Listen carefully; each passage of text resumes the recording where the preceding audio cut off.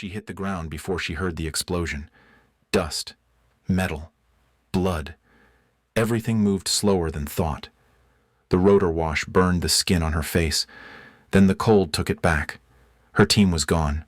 Radios dead. The mountains silent except for wind cutting through wreckage. She counted breaths, fingers, remaining rounds. The arithmetic of staying alive. Somewhere below, the fire still climbed. She didn't pray. She recalculated. Survival wasn't hope. It was procedure. Hours later, when command found her, she hadn't moved from cover, just watched the light change, because this wasn't about being rescued. It was about never breaking protocol. Subscribe for more real stories of endurance, and tell us where you're watching from. The Mojave lay half asleep under the pale light of early morning. The horizon trembled with the first blush of heat, and the wind carried the taste of sand and oil. Out on the rifle range, steel silhouettes stood in rigid lines, mute sentinels waiting for sound. It was 0500 hours, and the day was already alive with stillness. A convoy hum faded somewhere in the distance. Then came the sound of boots, measured, unhurried, deliberate. Staff Sergeant Laura Brennan emerged from the blur of heat rising off the ground, her shadow stretching long across the dust. The brim of her cap caught the first cut of sun, and beneath it, an eye patch drew quiet attention, even before she reached the gate. Range control was a squat concrete building flanked by comm towers and sandbags that hadn't been replaced in years. Inside, a ceiling fan labored against the dry air. Laura signed in with practiced precision, her gloved hand steady on the clipboard. Her paperwork bore the ink of reassignment, temporary duty, marksmanship evaluation. Her file was thin, too thin for a staff sergeant. No one spoke as she clipped her range badge to her collar. The sergeant on duty gave a small nod, neither welcome nor warning. She returned it without expression, her composure measured to the inch. Outside, the heat was already taking hold. Dust curled around the boots of gathered Marines, shooters, spotters, range instructors. Conversations drifted in low tones, fragments of stories, laughter that wasn't shared. Brennan moved among them with quiet precision, adjusting her sling, checking her weapon. The patch over her right eye caught light, dull against the mat of her gear. Someone muttered behind her, the kind of sound not meant to be heard but always is. A half-formed remark, buried under the wind. The others smirked and turned back to their scopes. Laura didn't react. Her breathing was even, her posture squared. The rhythm of her preparation carried the calm of repetition, the cleaning rod's slow pass, the measured inspection of the chamber, the muted click of safety check. She operated without noise, without glance, like someone who had long since learned that attention could be a liability. When the line was called, she didn't move toward the center firing points like the rest. Instead, she walked to the far end of the range, the last lane, distant from the others, half shadowed by the range tower. The instructors exchanged looks but said nothing. She set her rifle down on the sandbag rest and surveyed the targets. From that end of the line, the targets seemed to shimmer in the heat. 600 yards beyond them, the desert flattened into eternity. The silence deepened.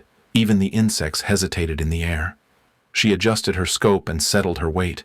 A single strand of hair escaped her bun and brushed her cheek in the wind. She didn't push it away. Through the glass, the steel silhouettes appeared faint, their edges melting into the mirage.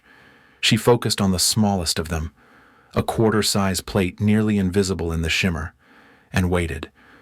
The other shooters fired in sequence, their rifles cracking down the line in sharp rhythm. Shells bounced and clattered, voices called out corrections, scores were marked. Laura remained still. No shot, no motion, only her breath sinking with the faint pulse in her jaw. Minutes passed. The instructor at the tower glanced her way, puzzled. She seemed to be watching something beyond the targets, beyond the range itself, as if gauging the weight of the air rather than distance. When the firing ceased, a faint echo rolled back across the desert. Laura's lane remained untouched, brassless, immaculate. Her rifle lay steady on its rest, barrel aligned but silent. She exhaled once, slow and soundless, then stood, scanning the desert horizon. The wind picked up, lifting a ribbon of sand past her boots. She turned slightly, her gaze passing over the line of Marines, their chatter softening under her composure. No expression, no need to prove. In the distance, the sun cleared the ridge, bleaching the range in gold. The light caught her patch again, flashing for a moment like metal before fading into the glare. By the time the first murmurs began to spread, questions whispered, doubts forming. Laura Brennan was already walking back toward the sign and shack. Her figure shrank against the widening sky, framed by dust, silence, and the long echo of restraint. Tomorrow, the whispers would grow louder, but this morning, only the steel targets bore witness to her stillness. By midday, the Mojave turned cruel. The horizon bled heat in every direction, and the air carried the metallic sting of spent casings. Wind moved sluggishly, dragging waves of dust across the range. The targets shimmered in the distance, warped, ghost-like outlines, in a world that punished hesitation. The day's rhythm was set by the percussion of rifles. Sharp cracks rolled down the firing line, each followed by the sound of brass falling into powdery sand. It was a steady, mechanical song, precision wrapped in exhaustion. Beneath the covered firing stations, sweat collected under helmets, running in rivulets down necks and rifle stocks. The range smelled of oil, carbon, and the faint sweetness of sun-baked metal. Staff Sergeant Laura Brennan stood apart, as always, at the end of the line. Her lane was marked by its silence. She had fired only once since the morning cycle began. Her brass count, non-existent, compared to the growing piles beside her peers. The others had noticed. Marines always noticed. She followed procedure with ritual discipline, adjusting her sling, confirming zero, aligning her optic. Her every movement was deliberate, precise, quiet. Her breathing never changed tempo. She didn't look left or right. A few lanes down, laughter broke the drone of fire. Someone made a gesture toward her, quick, careless, meant to amuse the rest, a mocking pantomime of her stillness. The reaction was small, but enough to ripple through the line. Marines chuckled softly under their breath, trading glances, whispers traveling faster than dust. She didn't flinch. Instead, she scanned the flags positioned along the range, red cloths snapping faintly in the wind, their motion erratic and inconsistent. Her single visible eye tracked them with mechanical calm, as though measuring something invisible. The heat distortion danced along the barrels of rifles, obscuring lines of sight. She adjusted nothing. She waited. From the tower, the range safety observer shifted uneasily. On his clipboard, next to her name, the scoring column was nearly blank. The mark beside it read, "No fires. Evaluate." The day wore on. By 1400 hours, the heat had climbed past 100 degrees. Mirage lines quivered above the ground, and the steel targets blurred into liquid silver. Marines swapped jokes between cycles, some loud, some forced. Others avoided looking at her altogether, as if silence were contagious. Laura remained a fixture, immovable, untouchable, defined by restraint. Her uniform was dusted in sand, her sleeves darkened with sweat. She cleaned her weapon twice, though it hadn't fired enough to warrant it. She ate alone in the shade of a Humvee, water bottle pressed to her forehead, expression unreadable. By late afternoon, the wind changed. A sandstorm brewed along the northern ridge, a brown wall rising like smoke. The instructors called for shorter intervals, pushing shooters to finish their sequences before visibility dropped. The mood grew hurried. Commands became clipped, impatient. Brennan remained on the line. She lifted her rifle, watching the air instead of the targets. The storm's leading edge darkened the sky, filtering sunlight into a dull bronze haze. Grit stung exposed skin, filled the seams of gear, scraped against metal. Others fired faster, desperate to complete their runs. Missed shots rang hollow against the far berm. Through the gusts, Laura's posture never changed. Her hand hovered over the trigger, then lowered again. Her silence drew attention. One of the instructors, Gunnery Sergeant Redding, moved closer, standing behind her without a word. The wind tore at his range hat, but he didn't adjust it. He just watched her, the motionless figure at the end of the line, the patch glinting faintly beneath the stormlight. He said nothing. She offered nothing. The wind filled the space between them. Minutes passed like hours. When the storm finally reached the range, visibility collapsed. Dust moved like smoke through the firing stations, swallowing sound and shape. The firing line was ordered cold. Marines cleared weapons, collected gear, shouted over the wind. Brennan stayed in place until the last shot echoed out and the last casing stilled. The storm carried the smell of metal and static. As others scrambled for cover, she simply stood, eye lifted to the horizon, watching the storm fold over the desert like a closing hand. Only when the range was empty did she kneel and brush sand from her rifle, as if preparing it for something that hadn't yet happened.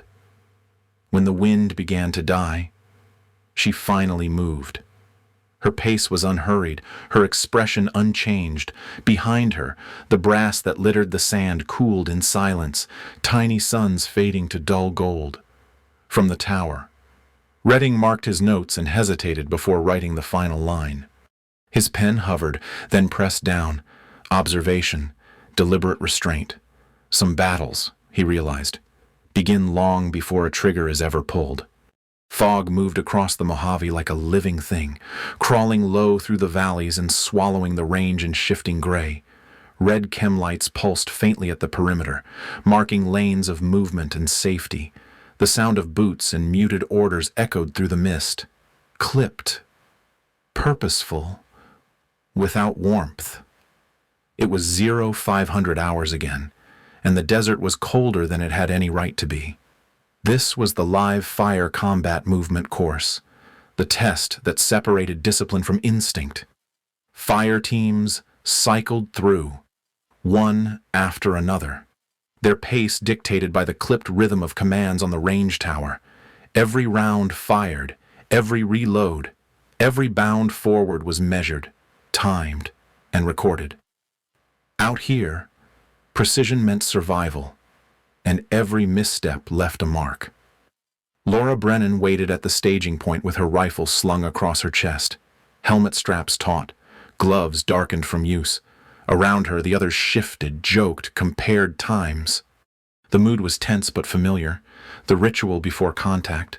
She stood in stillness, eyes fixed on the fog ahead. Her calm had become an irritant to those around her. The lane went live.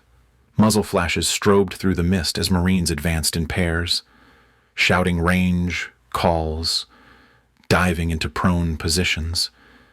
The sound of controlled chaos built, brass falling like rain, the air thick with carbon and adrenaline.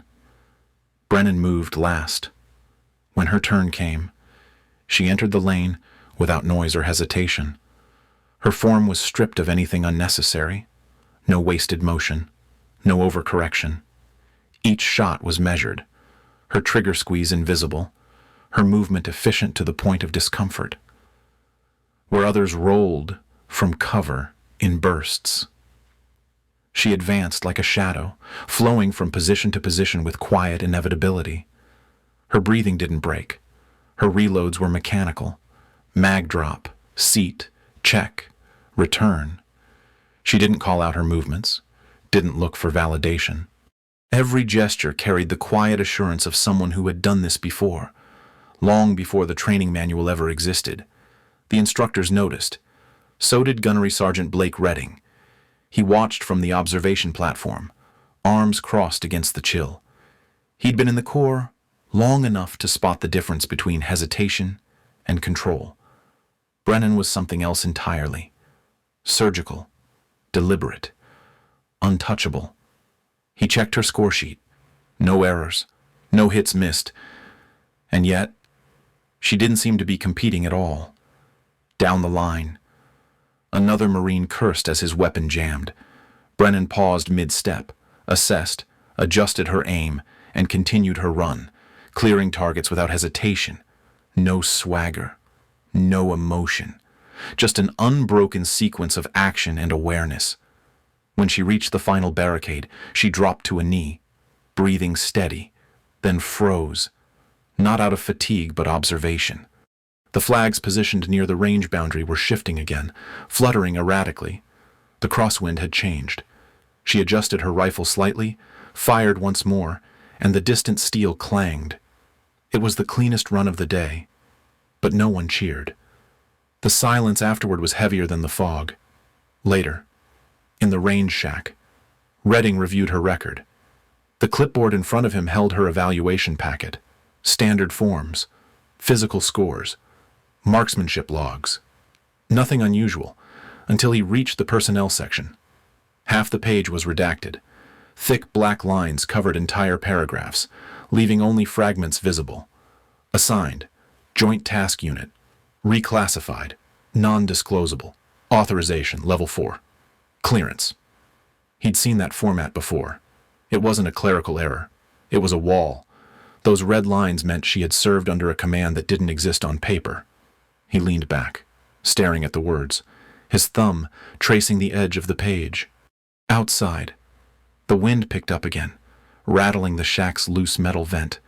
Voices drifted in from the range. Laughter, the sound of rifles being racked, boots scraping on concrete. Normalcy, but now, none of it fit. He flipped through the rest of her file. No deployment history, no unit photographs, no commendations. Just a clean record and a reassignment code that shouldn't appear on any active duty Marine's paperwork. It read, Ghost Line, Section Delta. Redding's eyes lingered on the words. He'd heard the term whispered years ago. Operators pulled from standard command, sent into assignments that never made it to briefing rooms. Missions without patches, victories without reports. He closed the folder quietly. Back outside, the fog had thinned to dust and pale light. Marines moved through post-exercise cleanup, stacking magazines, collecting brass, swapping stories. Brennan sat apart near the edge of the lot, rifle across her knees, helmet off. Her hair was pinned back tight, the patch over her eye clean now, fabric smooth against skin. Redding stood a distance away, watching her without approach. He understood chain of command, but this wasn't about authority anymore. It was about understanding what he was seeing. She looked like a Marine out of time, a professional among trainees, a ghost assigned to a place that didn't deserve her silence. When she finally lifted her head, her gaze found him through the dust. Not a challenge, not an acknowledgement, just a quiet recognition, as if she knew what he'd found and chose not to care. The look lasted a heartbeat before she turned back to her rifle, continuing her inspection with unbroken calm. The fog lifted completely as the sun rose higher, revealing the desert's full expanse, cracked earth, scattered brass, 1,000 footprints dissolving into dust. The range tower's flag snapped in the wind, its motion rhythmic and relentless. Redding wrote her name again in his notebook. Beneath it, just one word: observe. He didn't file a report. He didn't speak to his superiors. Some instincts didn't come from orders. They came from survival. As the last convoy rolled out, Brennan remained on the range, her silhouette small against the sand-colored horizon. She wasn't training anymore. She was waiting. For what? He didn't know. But in that moment, watching her fade into the glare, Redding understood one thing clearly. Whatever this was, the next phase wouldn't be training. It would be revelation. By 0900 hours, the Mojave was burning white. Heat shimmered off the rifle barrels left to rest, and the wind carried fine sand that clung to everything: weapons, gear, skin. The range baked under a sky without mercy. Marines moved sluggishly, their routine reduced to muscle memory. Then the low growl of an engine cut through the monotony. A black SUV cresting the perimeter road, its polished surface throwing sunlight like a mirror. It wasn't range transport. It wasn't logistics.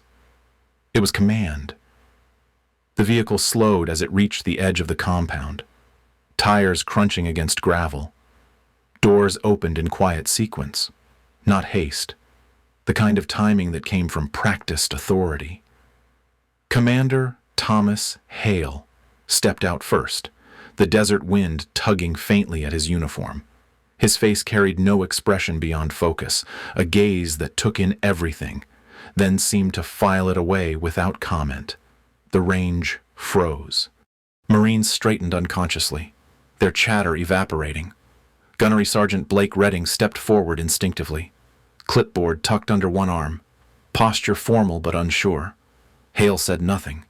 He scanned the firing line and stopped when he saw her. Staff Sergeant Laura Brennan stood alone at her usual position, her gear squared, expression unchanged. Her single visible eye met his for a fraction of a second. No salute, no recognition, just quiet understanding. The air around the line seemed to constrict.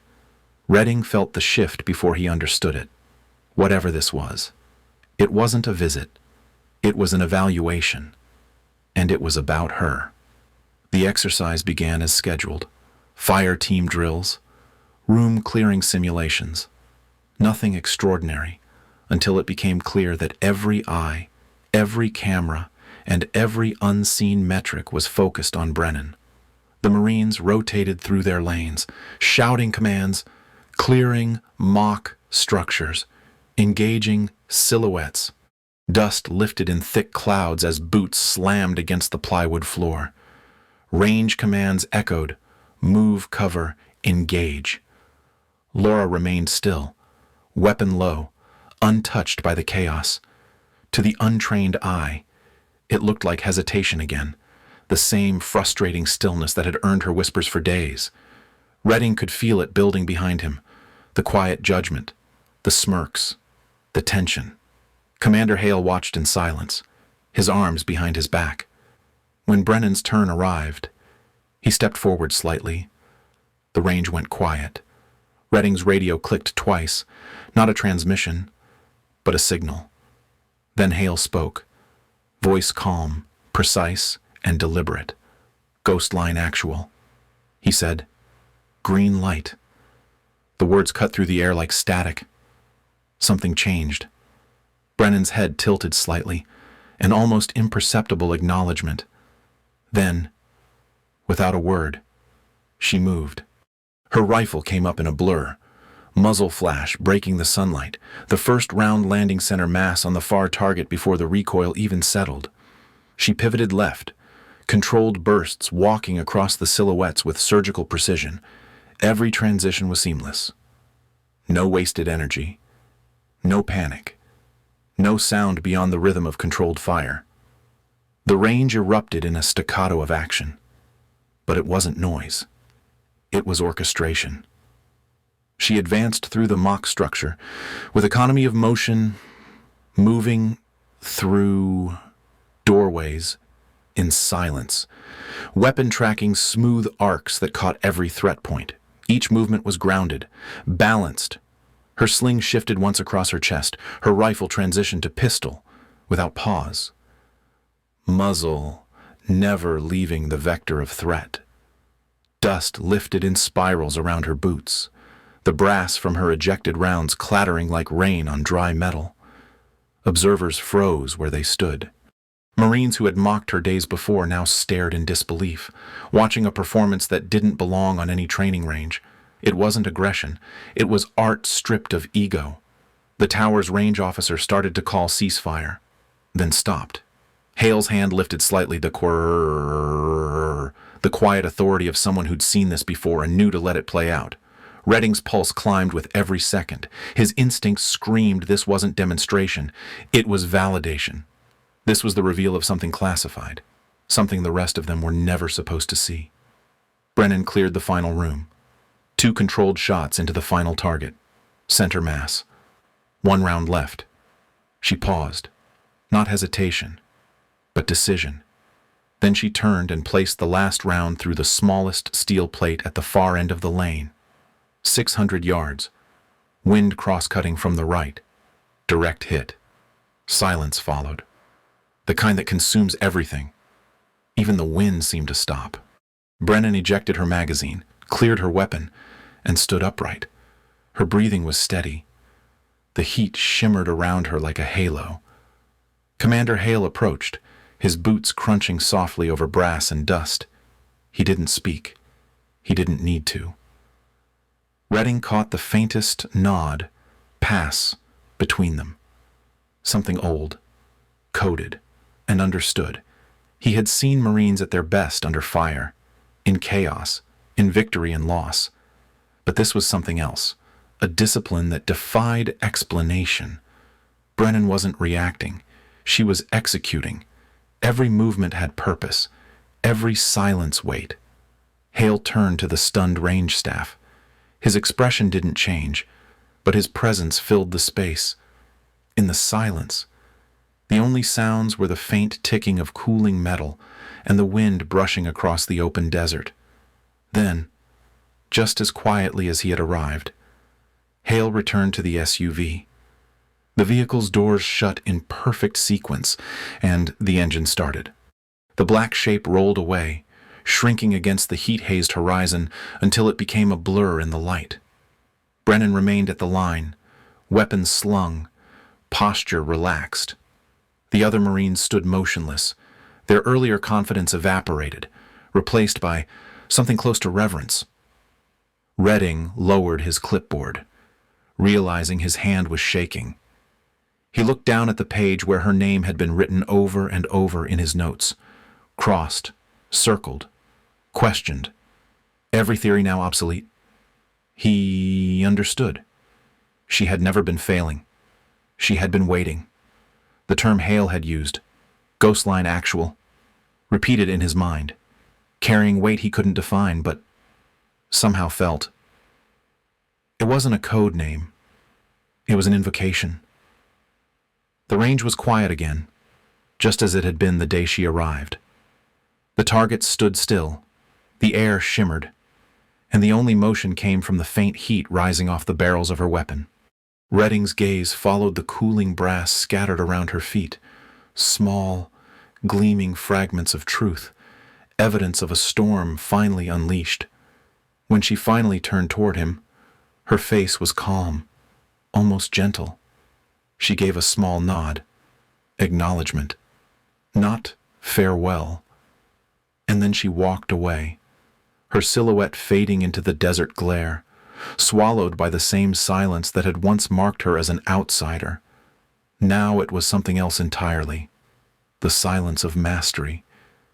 As the last echo of her footsteps faded, the range felt different. The ground seemed heavier, the air more deliberate.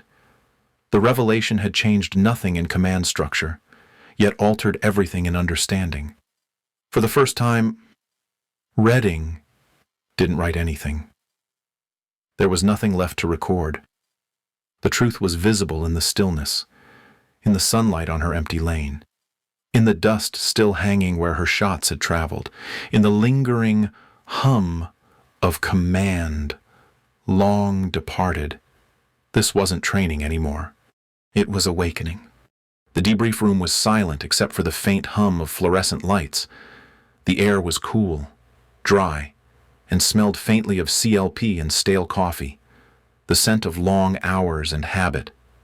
A metal clock ticked softly above the door, its rhythm measured, almost surgical. Staff Sergeant Laura Brennan sat at the center table, sleeves rolled, assembling her rifle piece by piece. Each motion was precise, deliberate, as if the weapon's disassembly was part of her breathing. The light above her reflected off the worn metal of the receiver, catching the edge of her patch for a moment, black against pale skin. Across from her, Commander Thomas Hale stood beside Gunnery Sergeant Blake Redding, his posture straight, hands clasped behind his back. The man carried authority not through presence, but through stillness. His folder lay open on the table, thin, stamped with the red block of classification. The pages inside were incomplete, but what remained visible told enough Ghostline program. Tier 1, Joint Operations. Status, compartmentalized. Redding didn't speak. His eyes traced the black lines of redaction like scars on paper. He'd seen classified files before. Operations scrubbed for security. Names omitted. Timelines missing. But this was different. It wasn't concealment. It was deliberate erasure. The silence felt structural, built into the room itself. Hale's voice, when it came, was low and even, explaining what Redding already suspected, the existence of a program that didn't officially exist. Operators trained for precision, not presence. Missions recorded under designations that would never appear in official history. Brennan had been one of them. Her performance on the range had not been disobedience. It had been control, protocol, authorization withheld until command activation. Every motion she'd made, every silence endured, was part of a chain of command that reached beyond rank and record. Redding's mind turned over the image of her at the firing line, the stillness, the precision, the storm beneath restraint. He felt the old pull of guilt that comes when understanding arrives too late. Laura paused her work. Her hands rested flat against the table, palms downward. For the first time, she looked up. Her expression carried no pride, no fatigue, only clarity. When she spoke, her voice was steady, quiet enough that the hum of the light almost drowned it out. Sometimes staying safe means staying silent. The words landed without motion. Hale didn't respond. Redding didn't need to. The sentence reframed everything. The weeks of judgment, the distance, the restraint. Her silence hadn't been submission. It had been service. She reassembled the final component of her rifle, checked the action, and locked it with a click that echoed like punctuation. Then she stood, slung it across her chest, and stepped back. Hale closed the folder slowly, pressing the metal clasp flat. Redding remained still, watching as she turned toward the door. The chair she left behind creaked faintly as it cooled in her absence. The fluorescent light flickered once overhead, then steadied. The sound of the ventilation filled the space where conversation should have been. Hale retrieved the folder, tucking it beneath his arm. His eyes met Redding's only briefly. A silent exchange between those who understood that knowledge sometimes carried its own containment. When the door closed behind them, the room was left as it had been before, sterile, humming, unremarkable. Only the faint scent of CLP lingered in the air, mingled with the metallic echo of what had just passed. Redding looked down at the table, the empty space where the folder had been, the faint outline of a rifle part against the stainless surface. The truth wasn't loud. It never was. Some lessons didn't come with explanation. They arrived in silence and stayed there. What stays with you after the dust settles isn't the gunfire. It's the silence that follows, the one you earn when you've done everything right, and still wonder if it was enough. Laura Brennan didn't need recognition. She needed control. Every breath she took out there was a decision, measured between duty and instinct. That's the kind of endurance most never see, the kind that leaves no medal, only memory. So tell me, what would you have done in her place? Drop your thoughts in the comments. I read everyone. If her calm under fire meant something to you, hit subscribe and stand by for the next story. Share this with someone who still thinks strength comes from noise. Because silence, when used right, is the sharpest weapon there is. The range is quiet now, but the wind still carries her name. Mission complete.